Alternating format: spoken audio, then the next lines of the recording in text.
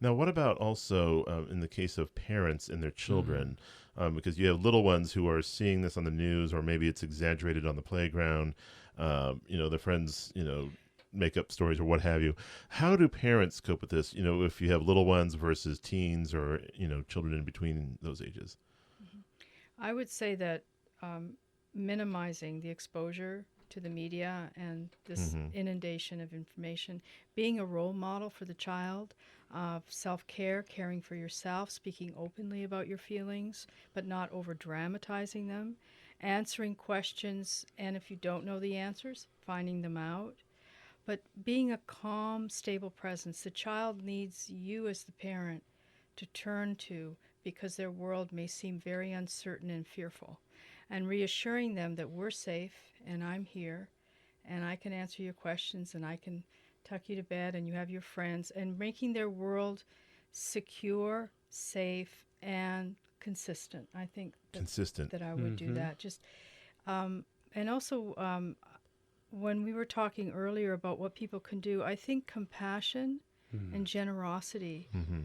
are very healthy mental health principles to follow in a Mm-hmm. time like this. I've been extremely helped by working with Gil personally in the face of this event, by working with someone like Gil and our volunteers to reach out to those affected in the community. And that has gone so, it's done me such good. And I recommend that to not just parents, but people. Reach out to someone, smile, offer a A helping lending hand. hand. Sure. Yeah, it's all going to be A hug. it's a hug. Anything that's going to offer some connection, some sense of we're in this together, and really kind of calming and centering the experience. I remember when after Sandy Hook happened, Yeah. and there was a whole movement of the random acts of kindness and Mm-hmm. doing things like that, I think I and think it's very important. if you're moved to do something like that, it might be good to pay for someone's lunch or give somebody a flower or things like this that are kind of Mhm. to kind of balance it, to kind of bring the balance. It's a Mm-hmm. way to take us from feeling helpless to Sure. feeling like we can do something, and that's something to even instill in children. Like you can reach out and you Right. can make someone feel better who's hurting. So, speaking of compassion, tell me about the Compassion Center. What is that organization? Well, right after this event happened, a lot of us in the community held a meeting and talked about what could we do, and there were a lot of ideas in play. But the one that Gina just mentioned, that we want to send messages of compassion, and they need to be tangible. They need to be Mm-hmm. right in that environment, the environment that was violated by violence. So we went to the Isla Vista community and we were able to start a compassion center in two locations. The first of those being the Isla Vista Teen Center. And the second one is called the Pardal Center, which is run by the Associated Students of UCSB. And so we thought those two locations were ideal. They put us in two different parts of that Isla Vista community.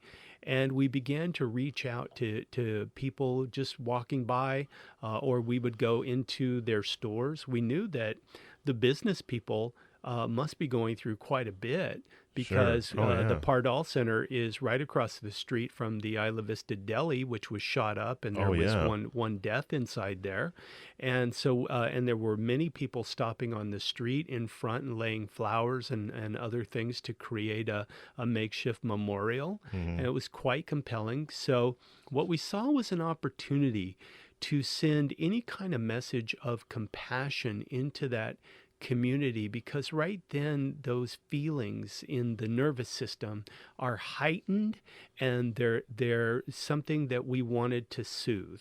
And so we took an idea from the foot patrol that they have in Isla Vista. Oh These are yes. sheriff's officers who walk around and keep the peace and make sure that everything's going okay. And we thought, well, good. So they have a presence. Let's have a presence in this community much like theirs. So we printed up T-shirts with Compassion Patrol written on both sides of them, so you could see us coming and going.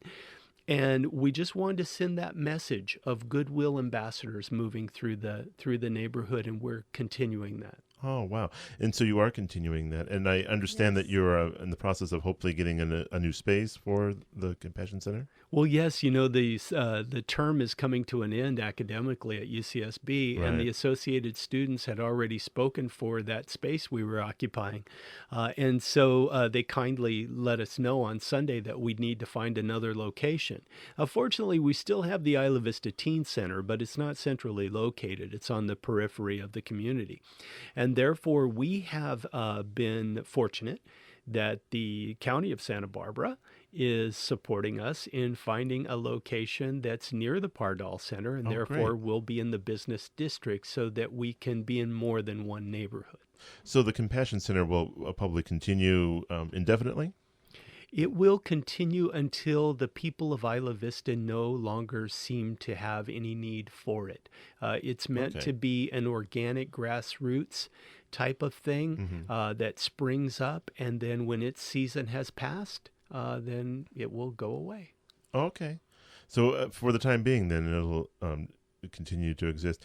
And so right now, you're kind of sort of in limbo as far as the space is concerned, and we're kind of hoping that maybe that'll come up. Hopefully, by the time that people are listening to this broadcast, maybe you might Absolutely. have a space. Absolutely. Well, I think this we're Isla very Vista close. Teen Center will continue to be a space that we can use. And there is right now out in Isla Vista a gathering, a community gathering that's taking place in a park right next to the Teen Center.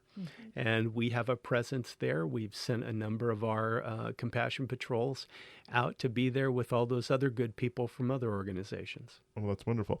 So then, how can folks help out then? Are there ways for people to volunteer for your organization? Absolutely, absolutely. Now, they can email, which is S like Sam, B like boy, RN, Roger Norman, command, COMMAND, at gmail.com, SBRN command at gmail.com, or they can telephone. And no, it's Oh, and your phone number. In fact, I was just going You're to, holding them. I was going to segue into that.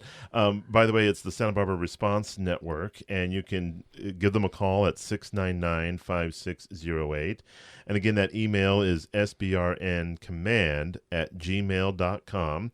And if you'd like to find out more information about the Santa Barbara Response Network, you can go to their website. It's sbresponsenetwork.org. Again, that's sbresponsenetwork.org. Or again, the phone number is 699-5608. And then, so are you looking for people to volunteer? And if so, what types of things do you need people to help with? Well, we need help in all areas, anything from administrative work to actually being part of the Foot Patrol, being part of the Compassion Center. We're a grassroots completely volunteer-run organization, so there is always lots to do. We've been very fortunate to have interns from UCSB helping us. I don't think how we could have done it without them. And Dr. Reyes does training for the volunteers who do go out into the community. He offers psychological first aid training so that people would be equipped to be able to offer this kind of support. And maybe he can speak more about the kind of training he does.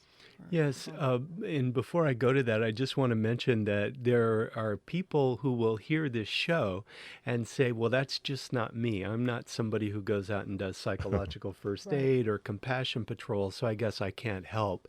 And I just want to reiterate what Jina said, that if you have a skill set that can at all be helpful, for instance, we just gave out a website that we don't know how to do a website. And so we Or had a maintain very... it, or- Yeah, we had a have a very one-page- primitive website put up. And so we're looking for web developers and just people from all walks of life. So if you care to be involved in this, you will be welcomed. Right. As far as psychological first aid goes, this is something that has been developed over such a long period of time that it makes me smile. This is an idea that percolated for decades.